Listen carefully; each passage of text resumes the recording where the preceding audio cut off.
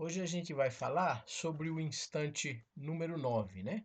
A gente está seguindo aqui o nosso curso sobre o instante e hoje a gente vai falar sobre o instante número 9.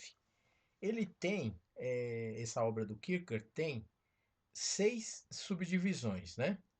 E a gente vai ver, como tem feito costumeiramente, cada uma delas, né? E tentar falar um pouco sobre o objetivo da obra, sobre o que constrói aqui essa obra, né? Na totalidade do instante, que a gente sabe que é uma obra de crítica ao cristianismo, né? Mais especificamente à cristandade dinamarquesa e à cultura dinamarquesa, né? No contexto do século XIX. E aqui a gente vai tentar pegar especificamente o que, que aparece nessas divisões que a gente tem do fascículo. A gente vai tentar pegar mais categoricamente o que está marcado nesse fascículo, né? O fascículo nono, né? Essa obra é composta de 10 fascículos, né? Sendo que o último fica incompleto, fica em rascunho, né? Porque a gente é quando acontece a morte do autor. Então, a primeira parte a chamar a atenção, vocês vão perceber no texto que há uma subdivisão que diz a seguinte coisa, né? Então, neste pé, né, está a questão, né? Nesse momento é assim que está a questão. Nesse pé está a questão, né? Aqui aparece um pouco o tema do escritor que vai falar um pouco, né? Sobre que ele fala um pouco sobre que o fato de ele estar autorizado a falar sobre o cristianismo, né? Isso é curioso imaginar, porque ele vai fazer referências, por exemplo, a ele próprio, a um escritor que escreve e fala sobre o cristianismo, né? Isso chama um pouco a nossa atenção, porque ele vai discorrer um pouco sobre isso, sobre um autor que fala sobre o cristianismo, mas curiosamente, quando a gente pensa que é um autor que fala sobre o cristianismo, aparece uma oposição depois a isso, né? Ele vai falar de um clero que está autorizado a falar sobre o cristianismo e etc e tal, mas muitas vezes se cala, né? Diante daquilo que deveria falar. Então, o que, que chama atenção aqui para a gente perceber a primeira coisa, né? É esta coisa do autorizado a falar em nome do cristianismo.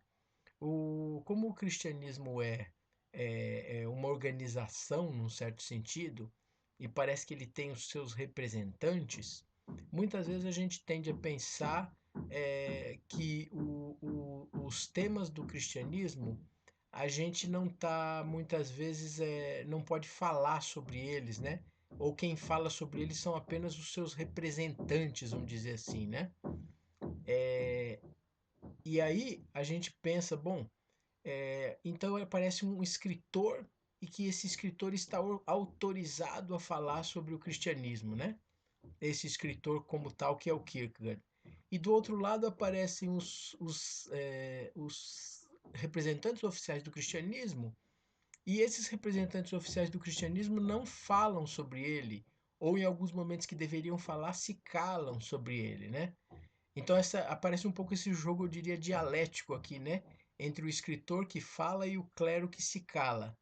Mas é mais interessante disso de perceber é que como o cristianismo ele está ligado a uma coisa de boa vontade, ligado a alguma coisa de escolha, de opção, e o cristianismo é uma opção aberta para todos os homens, né? Para todos aqueles que assim desejarem e quiserem, né? Sabendo que tem um preço a pagar.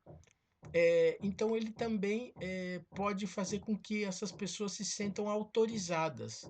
Ou seja, há também uma crítica à ideia de um clero ultra especializado, mega especializado, que só possa ele falar, né?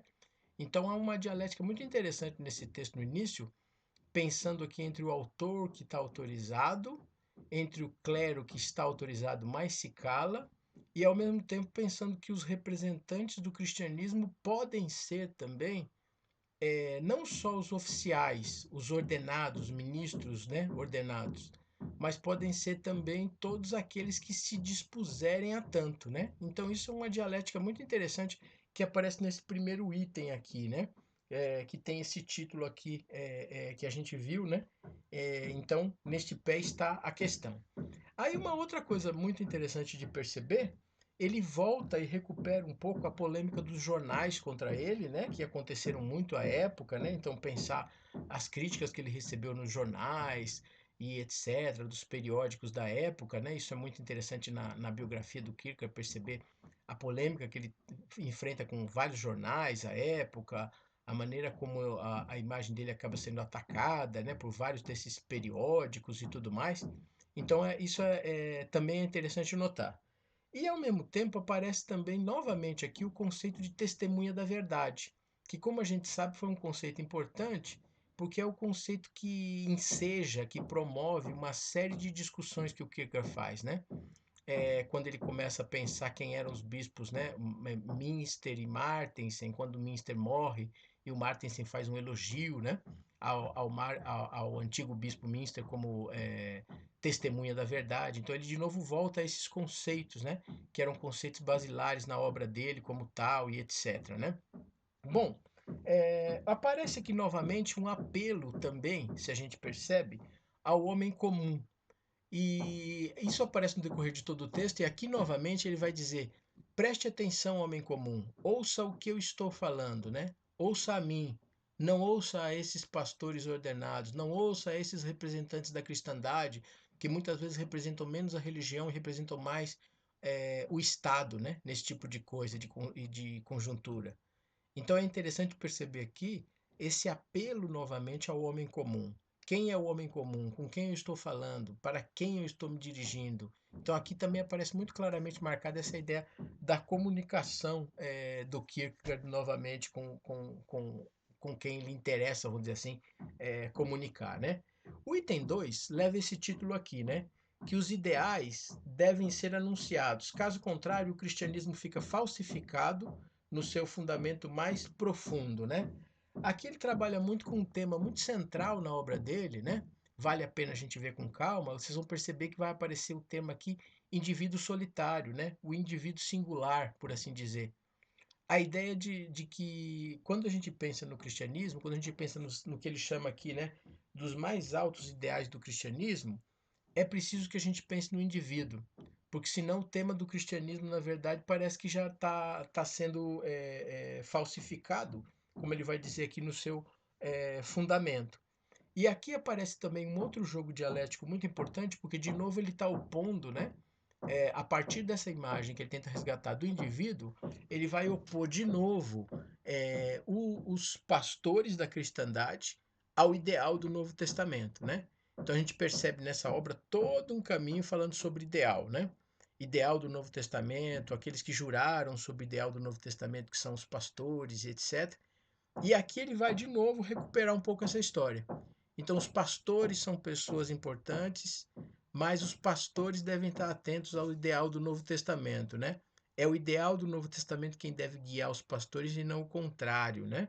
Não o contrário, isso o contrário não estaria legitimado. Então, esse é um ponto bastante importante que leva esse título aqui que a gente está falando, né? Que os ideais devem ser anunciados, né? Então, assim, é interessante porque é uma maneira de aproximar do ideal. O ideal é algo que sempre está à frente, mas o ideal deve ser anunciado, porque se ele não for anunciado, o cristianismo é falsificado. Então, o ideal não pode ficar só afastado da gente. A gente tem que tentar, na verdade, realizar, né?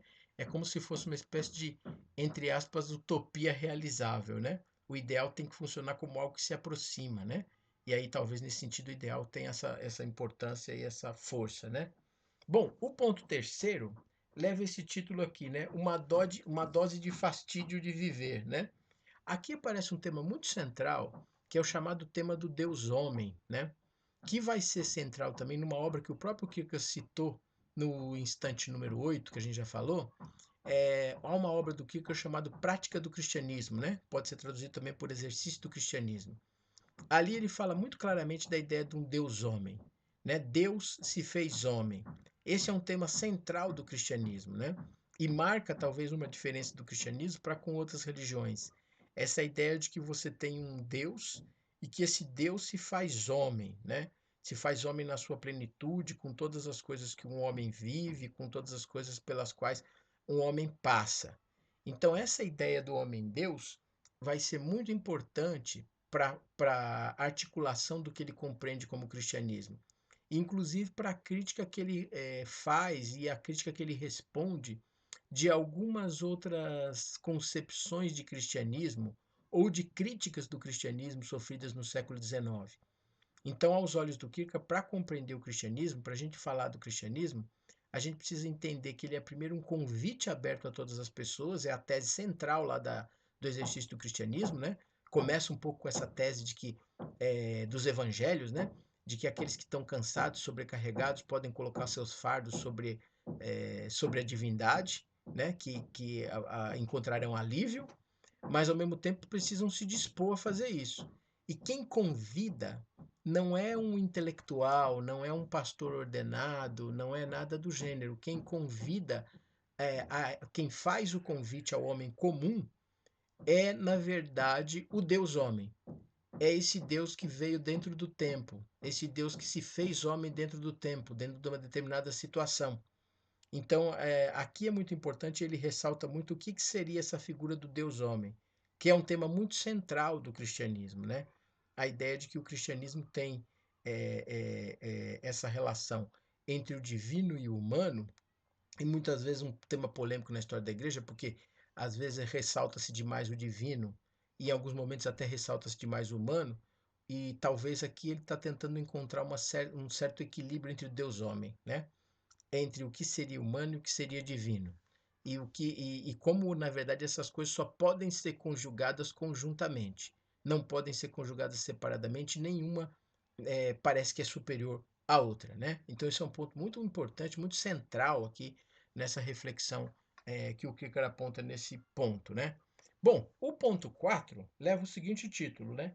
Leva as coisas na brincadeira e verás que todas as dificuldades desaparecem. O título é muito interessante, né, da passagem, né? Levar as coisas na brincadeira, né? Na verdade, é dar seriedade àquelas coisas que são sérias, né? Isso parece uma lição que o Kierkegaard aprende muito com Sócrates, né?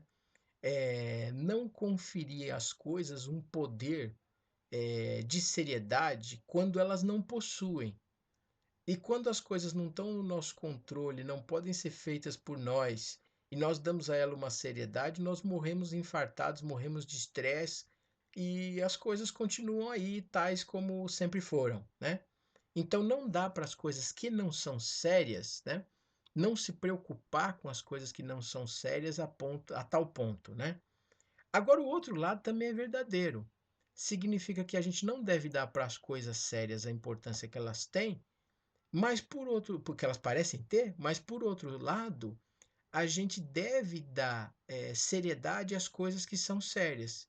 Então aqui aparece uma dialética muito interessante, porque ela corre toda a obra do Kierkegaard, né? Percorre todo o texto do Kierkegaard, que é um pouco esse jogo entre o riso e a seriedade, né? E aqui confunde um pouco muitas vezes, porque a gente tende a pensar em alguns momentos que parece que sorrir de algo é desprezar algo, ou é não levar a sério algo, né? E aqui é exatamente que o Kierkegaard talvez traga uma das lições mais interessantes, não só nessa obra, mas no todo da obra dele, é perceber que no fundo a verdadeira seriedade não é sisudez. E o riso muitas vezes é levar verdadeiramente as coisas a sério. E às vezes uma atitude mais formal e aparentemente mais reverente diante das coisas pode esconder no fundo uma atitude que não tem nada de reverente. Então tem um jogo aqui entre seriedade, né, e não seriedade que é bastante interessante de observar nessa obra do Kierkegaard, né? E aqui ele começa a pensar e pensa um pouco a pista socrática, depois até a gente pode ver isso, vai ver isso aparecendo, por exemplo, até nas filosofias posteriores ao Sócrates, por exemplo, no estoicismo e algumas das filosofias romanas, né? É um pouco essa coisa de não levar a sério o que não merece ser levado a sério. E um pouco, e também aqui uma perspectiva que entra muito fortemente nos temas do cristianismo, porque é acreditar que Deus mantém todas as coisas tais como elas são. E, portanto, há uma imagem muito forte do cristianismo, né, que o Kierkegaard até usa isso para um discurso dele, que Deus mantém os pássaros do céu, né, as aves do céu, os lírios do campo, que Deus cuida dos homens a ponto de saber até como eles estão no seu mais íntimo, que Deus cuida até mesmo de um cabelo nosso que cai, Então aqui há também por trás dessa coisa do não levar demasiadamente a sério, também uma perspectiva de uma confiança na divindade, de saber que a divindade providencia as coisas que deve providenciar. Então, se a gente tenta fazer as coisas que talvez a gente não consegue, é porque talvez a gente talvez não tenha, talvez nós não tenhamos pensado que há uma força maior que administra o mundo e que não somos nós. Então há um jogo aqui, até para pensar o tamanho da autonomia humana, o que nós somos capazes efetivamente de fazer, né? Porque pode ser que a nossa capacidade efetiva de fazer as coisas é menor do que a gente imagina. Não significa, por outro lado, que a gente está abrindo mão de fazer as coisas que pode efetivamente fazer. Só que a gente tem que pensar que talvez aquilo que a gente pode fazer não é tudo isso que a gente imagina. Então há um jogo aqui de curioso, né? De levar a sério o que merece ser levado a sério, né? E não dar seriedade para aquilo que não merece seriedade. E ao mesmo tempo parece que isso tudo nos coloca na relação de saber que há algo maior que nós que administra todas essas coisas, né? E que essa ideia da transitoriedade do que é passageiro entre os homens, né? Então essa é um pouco a dialética do que aparece aqui, né? Bom, o item depois desse, o item quinto é um item bastante forte, né? Que ele leva o título que os pastores são antropófagos, e no sentido mais abominável, né? Nesse item, quando ele vai falar um pouco sobre esse item, aparece uma coisa muito curiosa, né? Porque ele começa a pensar, para afirmar essa tese que os pastores seriam antropófagos, né? Ou seja, que eles comem gente, ele começa a pensar a seguinte coisa. A primeira coisa é pensar quem é o pastor. E para responder essa pergunta, quem é o pastor, ele vai ter que responder um pouco a sua época, né? Ele vai dizer: bom, o pastor na minha época é um homem que se forma no seminário, que se forma na faculdade de teologia, é um homem culto, é um homem de família, é um homem que tem tais princípios, etc. Então, primeiro ele começa a rascunhar quem seria esse pastor, ou seja, de onde ele sai, né?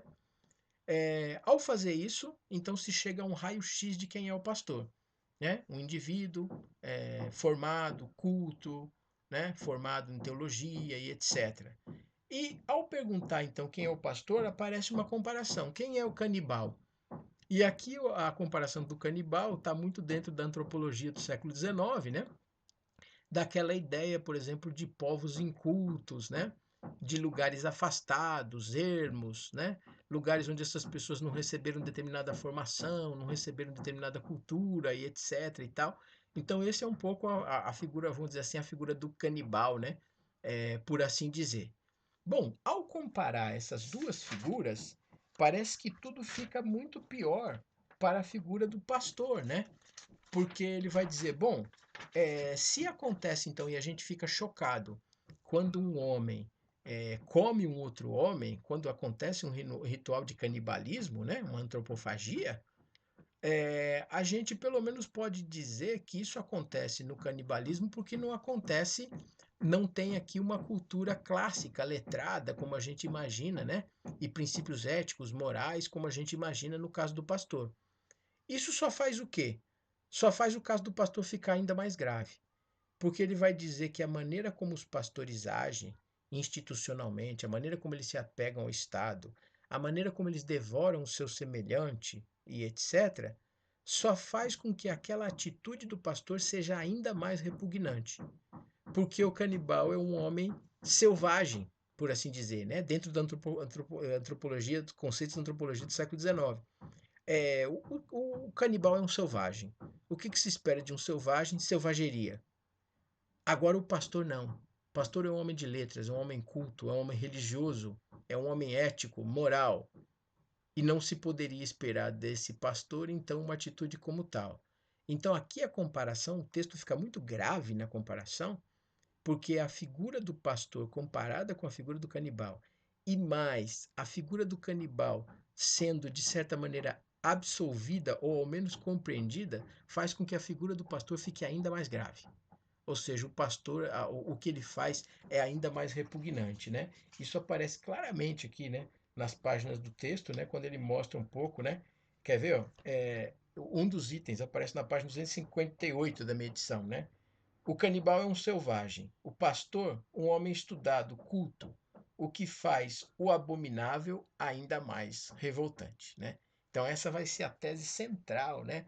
Exposta nessa parte aqui, né? E é forte, né? Bom, o outro item leva o seguinte título: o pastor não somente comprova a verdade do cristianismo, mas ele comprova ao mesmo tempo o contrário, né? Aqui aparece um aspecto curioso para a gente ressaltar, que é essa ideia de crer na verdade, né? E ao mesmo tempo ele começa a afirmar o cristianismo como um ato de crer, né? E ele faz a oposição entre esse cristianismo como ato de crer e crer na verdade contra a estabilidade do clero, né? Por isso o título dessa parte do fascículo leva esse título, né? Aparece esse título aqui, né? O pastor não somente comprova a verdade, mas ele comprova o contrário. Veja, porque acreditar plenamente no cristianismo, essa coragem de crer, esse ato forte de crer, parece que se opõe ao ato da estabilidade, né? Então, o que acontece na igreja dinamarquesa? O que acontece com o clero dinamarquês? Acontece a ideia da estabilidade. Se o cristianismo está ligado ao Estado, o cristianismo é patrocinado pelo Estado no regime de cristandade, então o que parece que acontece é uma estabilidade e garantia para todos os seus participantes, né? Ou seja, para todos os membros do clero e etc. Aí isso se opõe ao que haveria de mais essencial do cristianismo, que é a não estabilidade, que é exatamente uma coragem de crer, um se dispor a crer sem ter garantia de nada. A cristandade, ao contrário, ela é a garantia.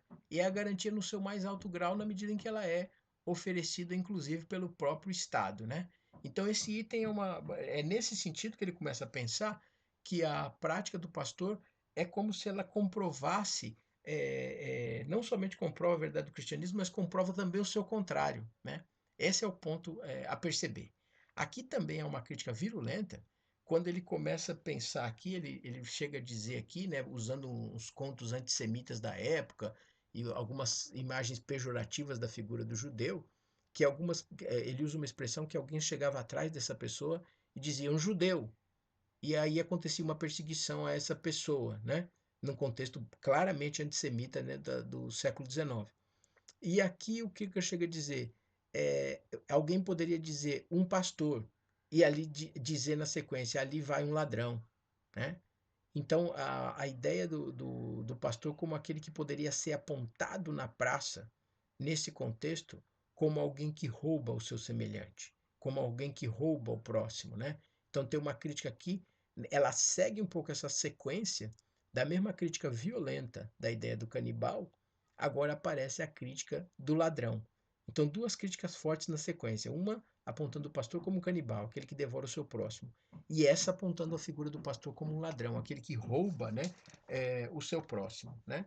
Então essa é uma das divisões que era importante da gente ressaltar. E aí com isso a gente fecha hoje um pouco o nosso texto e depois na outra semana a gente vai falar depois a gente vai falar do instante número 10. Com isso a gente vai conseguir fechar um certo panorama do texto todo, tá bom? Ok, saúde e paz para todo mundo. Obrigado.